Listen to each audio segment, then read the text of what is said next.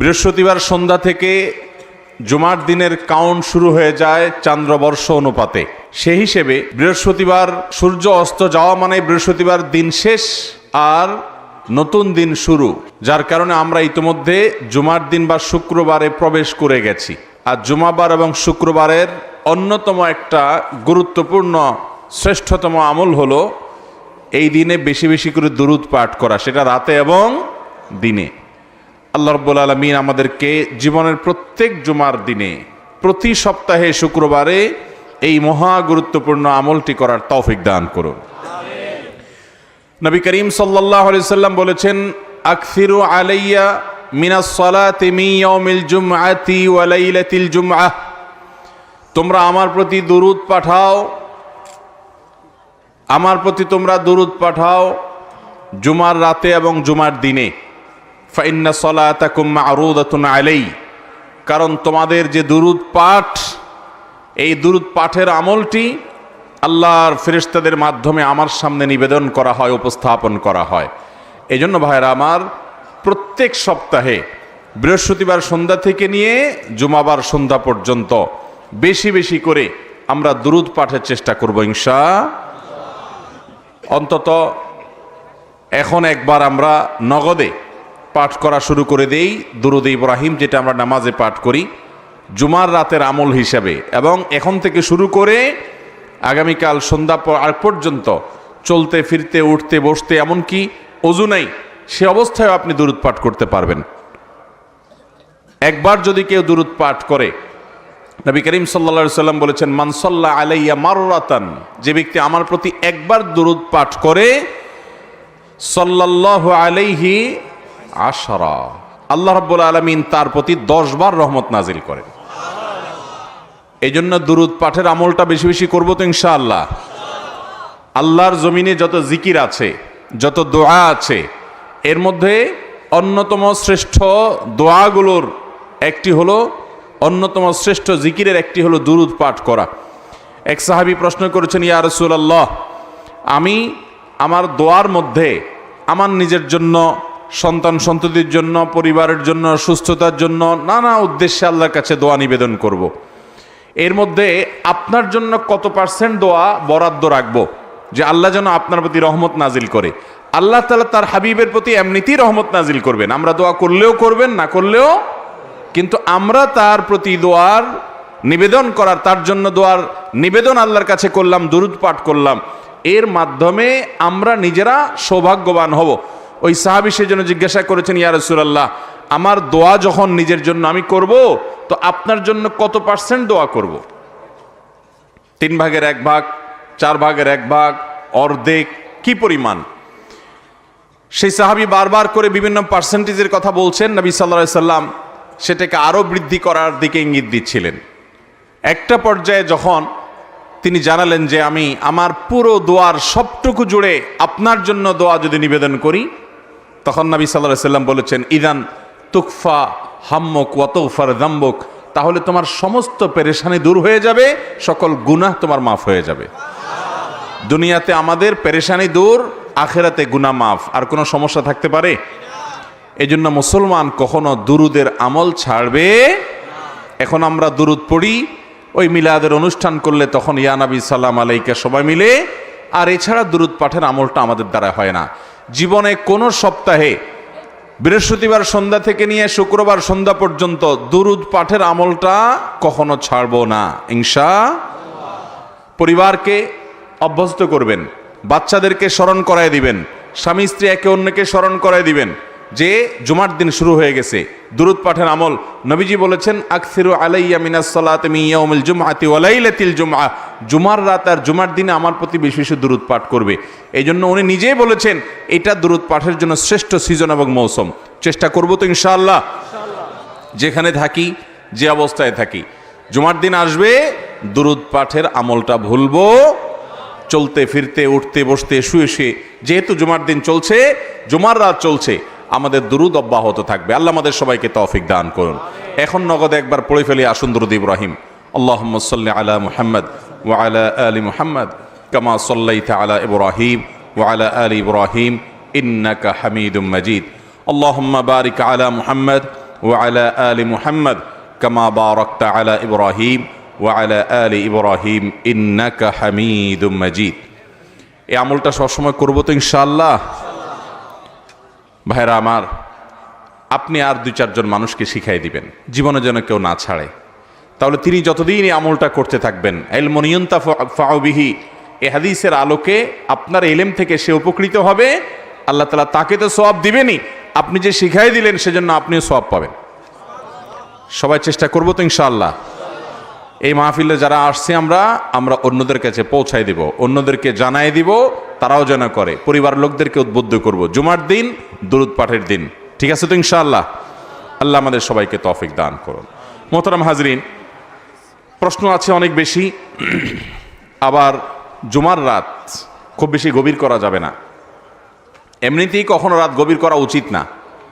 আমরা গভীর রাত পর্যন্ত মাহফিল করতে অভ্যস্ত, এটা সুন্নার খেলাফ ভাই। এই খেলাফে সুন্নত কাজের মাধ্যমে উম্মতের হেদায়েত খুব বেশি আশা করা যায় না, কিন্তু আমরা সেটাই করি। আয়োজকরা বলে রাত 9টা দেব আপনাকে, উঠাতে 10টা বাজে। বেশিরভাগ আয়োজকরাই কথা ঠিক রাখতে পারেন না নানা কারণে। জুমার দিন বিশেষ করে রাতে তাড়াতাড়ি ঘুমোতে হবে। কেন? কারণ জুমার দিনের ফজরের নামাজের যে গুরুত্ব, আল্লাহর জমিনে ওই ওয়াক্তের নামাজের মতো গুরুত্ব আরেকটা নামাজের নাই। নবী করিম সাল্লাল্লাহু আলাইহি ওয়াসাল্লাম বলেছেন, আফদালুস সালাতি সালাতুল ফজরি মাআল জামাআতি ইয়াউমাল জুমআহ। জুমার দিন ফজরের সালাত জামাতের সাথে পুরুষদের জন্য আদায় করা, এটা হলো আফদালুস সালাওয়াত, সকল নামাজের মধ্যে সবচেয়ে উত্তম মর্যাদাপূর্ণ নামাজ জুমার দিনের ফজরের নামাজ। আর আমাদের দেশে মসজিদগুলোতে দেখবেন জুমার দিনে ফজর নামাজে মুসল্লির সংখ্যা সবচাইতে।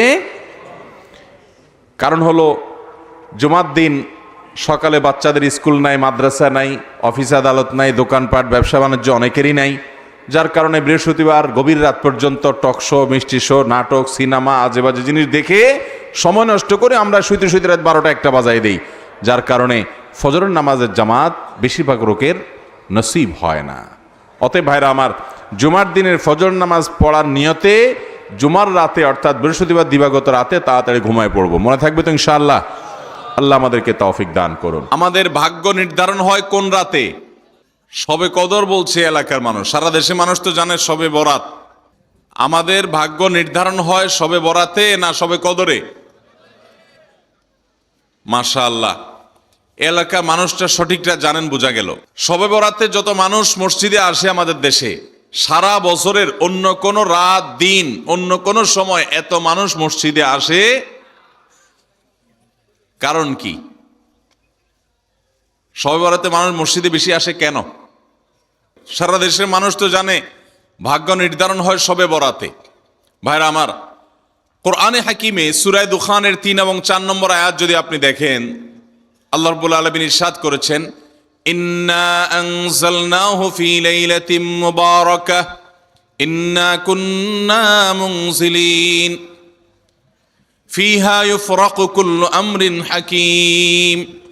আল্লাহ বলেছেন, আমি নিশ্চয় কোরআনকে নাজিল করেছি, অবতীর্ণ করেছি একটি বরকতময় রাতে। কোন রাতে বরকত নাজিল করেছেন আল্লাহ তাআলা? বরকতময় রাতে কোরআন নাজিল করেছেন আল্লাহ বলেছেন। আর এই বরকতময় রাতটা কোন রাত? যে রাতে কোরআন নাজিল হয়েছিল শবে কদর। কোনো সন্দেহ আছে? কারণ কোরআনের আরেক আয়াত বলছে, ইন্না আনজালনাহু ফি লাইলাতিল কদর, আমি কোরআনকে নাজিল করেছি যে রাতে, সেটা হলো লাইলাতুল কদরে। তাহলে লাইলাতুল কদরে আল্লাহ কোরআন নাজিল করেছেন। আর সূরা দুখানে বলেছেন, আমি একটি বরকতময় রাতে কোরআন নাজিল করেছি। তাহলে এখানে বরকতময় রাত বলতে যে লাইলাতুল কদরকে বোঝানো হয়েছে, সেটা দিনের আলোর মতো পরিষ্কার, ঠিক কিনা বলেন? এরপরে আয়াত আল্লাহ বলেছেন, ফিহা ইউফরাকু কুল্লু আমরিন হাকিম, এই বরকতময় রাত যে রাতে কোরআন নাজিল হয়েছে অর্থাৎ লাইলাতুল কদর, সেই রাতেই সমস্ত গুরুত্বপূর্ণ হিকমাপূর্ণ বিষয়গুলো সব ধার্য হয়ে থাকে, নির্ধারণ হয়ে থাকে। এই আয়াতের আলোকে বোঝা যায় মানুষের ভাগ্য সারা বছরের যেটি লিপিবদ্ধ হওয়ার কথা, সারা বছরের যে বাজেট হওয়ার কথা, সেটা হয়ে থাকে লাইলাতুল কদরে, শবে কদরে। মধ্য শাবানের রাত, এ রাতে আল্লাহ তাআলা মানুষকে সাধারণ ক্ষমা ঘোষণা করেন। যাদের মনে হিংসা নাই, যাদের মনে মানুষের প্রতি বিদ্বেষ শত্রুতা নাই, এবং যারা শিরকে লিপ্ত না, এই মানুষগুলো ছাড়া বাকি মানুষগুলোকে মধ্য শাবানের রাত, যেটাকে আমরা শবে বরাত বলি, হাদিসের ভাষ্য শবে বরাত নয়, হাদিসের ভাষ্য হলো লাইলাতুন নিসফি মিন শাবান, সেই রাতে আল্লাহ রাব্বুল আলামিন বান্দাকে সাধারণ ক্ষমা ঘোষণা করেন। এটা একটা ভিন্ন বিষয়। কিন্তু বছরের সবচেয়ে শ্রেষ্ঠ রাত হলো লাইলাতুল কদর, যেই রাতে আল্লাহ তাআলা বান্দার ভাগ্য ঠিক করেন। এই রাতে যে ভাগ্য আল্লাহ নির্ধারণ করে থাকেন, সেই নির্ধারণটা যেন আমাদের অনুকূলে হয়, সেই নির্ধারণটা যেন আমাদের জন্য কল্যাণকর হয়। আল্লাহ যেন আমাদের ভাগ্যে ভালো কিছু লেখেন, খারাপ কিছু যেন না লেখেন। আল্লাহ যেন তাকদীরে আমাদেরকে ভালো কিছু দেন, মন্দ কিছু থেকে বাঁচিয়ে রাখেন। সেজন্য আমরা সবাই কামনা করি কি করি না? শুধু করি তা না, শবে বরাতে যত মানুষ মসজিদে আসে আমাদের দেশে, সারা বছরের অন্য কোনো রাত দিন অন্য কোনো সময় এত মানুষ মসজিদে আসে, কারণ কি? শবে বরাতে মানুষ মসজিদে বেশি আসে কেন? কি কারণে আসে বলেন দেখি? সবচেয়ে বেশি মানুষ মসজিদে আসে কোন দিন? শবে বরাতে। কেন এই দিন বেশি আসে কেন? না একজন করে সিন্নি খাওয়ার জন্য? না, সিন্নি তো অন্য দিনও দেয়। এই রাতে বেশিরভাগ মানুষ মসজিদে যায় বা ইবাদত বন্দেগী করে যার যার মতে করে। বেশিরভাগ মানুষের ধারণা হলো যে এই রাতে ভাগ্য ঠিক হয়। যেহেতু ভাগ্য ঠিক হয়, ভাগ্য নির্ধারণ হয়, সেই জন্য এই রাতে মসজিদে যায়, ভিড় জমায়, যে একটা রাতে ইবাদত বন্দেগী করে যদি ভাগ্যটা নিজের অনুকূলে লিখে নেওয়া যায়, সারা বছরের ভালো কিছু লেখায় নেওয়া যায়, তাহলে তো সারা বছর ভালো থাকা যাবে। এই জন্য ওই একটা রাতে একটু বেশি ইবাদতবন্দি করার চেষ্টা করে। ঠিক না বে ঠিক? ভাইরা আমার, প্রথম কথা হলো ভাগ্য নির্ধারণ এই রাতে নয়, বরং লাইলাতুল কদরে হয়। দ্বিতীয় কথা হলো ভাগ্য নির্ধারণের জন্য একটা রাত মসজিদে গিয়ে ইবাদত বন্দেগী করলেই আমার ভাগ্য নির্ধারিত হয়ে যাবে বা ভাগ্য ভালো কিছু লেখা হয়ে যাবে ভাগ্যে, এরকম কোনো কথা কোরআন বা হাদিস থেকে পাওয়া যায়? কোরআন হাদিসে কি পাওয়া যায়? সূরা নাহাল আয়াত নম্বর 97। সূরার নাম সূরা নাহাল, আয়াত নম্বর কত? 97। আল্লাহ রাব্বুল আলামিন ইরশাদ করেছেন, মান আমিলা সালিহাম মিনকুম, মান আমিলা সালিহাম মিন যাকারিন আও উনসা ওয়া হুয়া মুমিন। পুরুষ হোক আর নারী হোক, যে কোনো ব্যক্তি যদি ঈমানদার অবস্থায় ভালো কাজ করে, পুরুষ হোক কিংবা মহিলা, যে কেউ যদি ভালো কাজ খুঁটে খুঁটে খুঁটে নেক আমল করে, ভালো ভালো নেক কাজ, কোরআন হাদিসে নির্দেশিত কাজ, আল্লাহ যা করতে বলেছেন, রাসূল সাল্লাল্লাহু আলাইহি ওয়াসাল্লাম যা করতে বলেছেন, যদি সে কাজগুলো করে, এমত অবস্থায় করে যে সে ঈমানদার, অর্থাৎ ঈমান থাকতে হবে, ঈমান আছে এই অবস্থায় যদি নেক আমল করে, তাহলে কি হবে? আল্লাহ বলেছেন ফালানুহাইয়ান্নাহু হায়াতান তাইয়্যিবাহ, তাহলে সেই পুরুষ সে নারীকে আমি পবিত্র জীবন দান করব। কি জীবন দান করবেন বলছেন আল্লাহ? পবিত্র জীবন দান করবেন। এই পবিত্র জীবনে মানুষ সুখী থাকবে, এই পবিত্র জীবনে মানুষ সমৃদ্ধ থাকবে, এই পবিত্র জীবনে মানুষ ভালো থাকবে, নেক থাকবে। ওয়ালানাজজিয়ান্নাহুম আজরাহুম বিআহসানি মা কানু ইয়ামালুন। এবং এই ঈমানদার নারী পুরুষরা যদি নেক আমল করে, ভালো কাজ করে যদি সব সময়, তাহলে সেক্ষেত্রে আল্লাহ বলেছেন তারা যে ভালো কাজ করেছে ওইটার সবচেয়ে উত্তম বিনিময় আমি তাদেরকে দান করব। তাহলে এই আয়াত থেকে প্রমাণ হয়, যদি কেউ ঈমান আনার পর নেকামল করতে থাকে, নেকামল করতে থাকে, একদিনের নেকামল নয়, এক রাতের নেকামল নয়, সারা বছর জুড়ে সারা জীবন ধরে ভালো কাজ করার চেষ্টা যদি কেউ করে, আল্লাহ তাআলা তাকে পবিত্র জীবন দিবেন, সৌভাগ্যবান মানুষের জীবন দিবেন, সুখী মানুষের জীবন দিবেন। এখান থেকে বোঝা যায় কি ভাগ্য নির্ধারণের জন্য এক রাত আমল করতে হবে নাকি সারা বছর? সূরা আরাফ আয়াত নম্বর 96। সূরা আরাফ আয়াত নম্বর কত?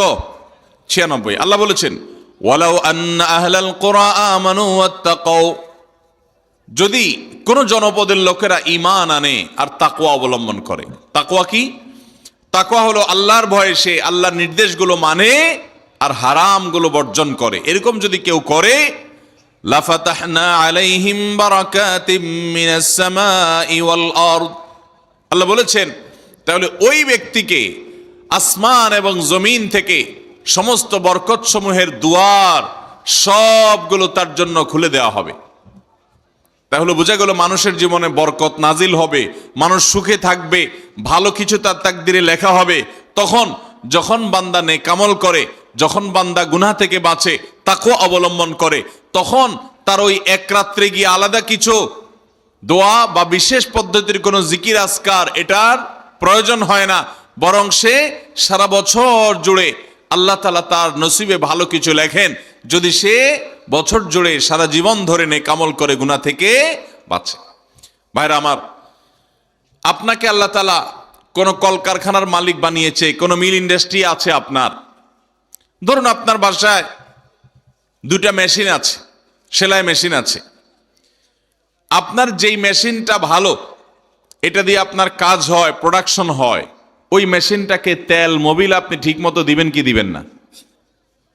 যেহেতু ওইটা সার্ভিস দেয় আপনাকে, ওখান থেকে আপনার প্রোডাকশন হয়, ভালো কিছু অর্জিত হয়, সেজন্য আপনি অটোমেটিকলি সেটার জন্য বিদ্যুৎ সাপ্লাই দিবেন, গ্যাস লাগলে গ্যাসের সাপ্লাই যে মেশিনের জন্য দরকার সেটা দিবেন, তেল মোবিল যা যা দেওয়া দরকার সেটা দিবেন, নষ্ট হলে সাথে সাথে ওটা ঠিক করাবেন, যা যা দরকার সব ব্যবস্থা আপনি করবেন। কারণ মেশিনটা আপনার প্রোডাক্টিভ, মেশিনটা আপনার প্রোডাকশন দিচ্ছে, এখান থেকে ভালো কিছু পাওয়া যাচ্ছে, সেজন্য আপনি এটা দিবেন। আরেকটা মেশিন যদি হয় যে মেশিন থেকে আপনার কোনো সার্ভিস আপনি পান না, প্রোডাকশন দেয় না, মেশিনটা নষ্ট হয়ে অকেজো হয়ে পড়ে আছে, তাহলে ওই মেশিনে কি আপনি বিদ্যুৎ সাপ্লাই দিবেন? ওখানে কি আপনি অন্য যা দরকার আছে তেল মোবিল নিয়মিত দেওয়া, এগুলো কি আপনি করবেন? করবেন না। হ্যাঁ, ওইটার জন্য মাসে মাসে কিস্তি যদি দেওয়ার দরকার হয়, আগে থেকে কেনা থাকে, তাহলে আপনি কিস্তি পরিশোধ করবেন। অন্য কিছু আগে থেকে করা দরকার আছে সেটা আপনি করবেন।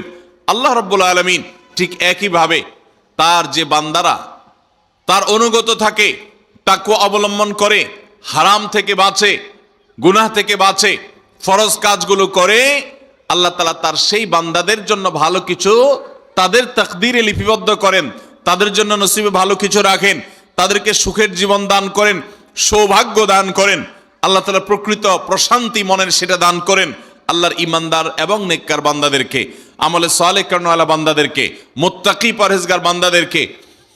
আর যারা আল্লাহর এই আনুগত্য করে না, যারা আল্লাহ রাব্বুল আলামিনের প্রতি ঈমান আনে না, যারা নেকামল করে না, যারা তাকওয়া অবলম্বন করে না, এই মানুষগুলো তাদেরকে আল্লাহ তাআলা ওই দুনিয়াতে বেঁচে থাকার জন্য, দুনিয়া সিজনুল মুমিন ওয়া জান্নাতুল কাফির হাদিসে আসছে, দুনিয়া হলো ইমানদারের জন্য জেলখানা আর কাফেরের জন্য, ইমানদারের জন্য হলো জেলখানা আর কাফেরের জন্য জান্নাতের মতো যা খুশি করতে পারে। আল্লাহ তাআলা তাকে কিছু রিজিক দিয়ে বাঁচায় রাখেন, কিন্তু এই রিজিকের কোনো মূল্য আল্লাহর কাছে নাই। নবী করিম সাল্লাল্লাহু আলাইহি সাল্লাম বলেছেন, যদি দুনিয়া এবং দুনিয়ার মধ্যে যা কিছু আছে এগুলো যদি মাছির ডানার মতো মূল্য রাখতো, তো আল্লাহ তাআলা দুনিয়াতে আল্লাহর প্রতি অবিশ্বাসী কাউকে এক ঢোক পানিও পান করতে দিতেন না। এখান থেকে বোঝা গেল এই দুনিয়ার যত কিছু আমরা ভোগ করি, এগুলো আল্লাহ রাব্বুল আলামিনের কাছে এগুলো 2 পয়সার কোনো দাম নাই। বিশেষ করে যারা আখিরাতে বিশ্বাসী না, যারা আল্লাহর প্রতি ঈমান নাই, সে কাফেরদের জন্য এগুলো আল্লাহ তাআলা দিয়ে থাকেন, কারণ এগুলো সামান্য সময়ের ভোগ, অনন্ত অসীমকালের সুখ এবং দুনিয়ার প্রকৃত প্রশান্তি, এটা আল্লাহ শুধু তার ঈমানদার বান্দাদের জন্যই বরাদ্দ করে রেখেছেন। তো এই আয়াত থেকে, হাদিস থেকে বোঝা যায় যে ঈমানদাররা যখন নেকামল করবে, তাদের জন্য আল্লাহ তাআলা নসিবে ভালো কিছু দিবেন, তাদের জন্য আল্লাহ তাআলা তাদের ভাগ্যে ভালো কিছু দিবেন, তাদের ভাগ্য সুপ্রসন্ন হবে। আর যদি কেউ বদামল হয়, তাহলে আল্লাহ রাব্বুল আলামিন তার জন্য প্রকৃত প্রশান্তি, আসল সুখের ঠিকানা, সেটা আল্লাহ তাআলা তাদেরকে কখনো দিবেন না। মুহতারাম হাজরিন, অতএব আমরা যদি চাই আমাদের ভাগ্যে ভালো কিছু লেখা হোক, তাহলে প্রথম কাজ করতে হবে, আমাদেরকে নেকামল করতে হবে। ঈমান আনার পর কি করতে হবে? নেকামল করতে হবে। আল্লাহ আমাদের সবাইকে সে তৌফিক দান করুন। ঈমান আনার পর ভালো কাজ করতে হবে, নেকামল করতে হবে। আমরা যদি ঈমান আনার পর নেকামল করি, ভালো কাজে লিপ্ত হই, তাকওয়া চর্চা করি, তাহলে আল্লাহ রাব্বুল আলামিন আমাদের ভাগ্যে ভালো কিছু রাখবেন। এই ব্যাপারে একজন ঈমানদারের ঈমান মজবুত থাকতে হবে।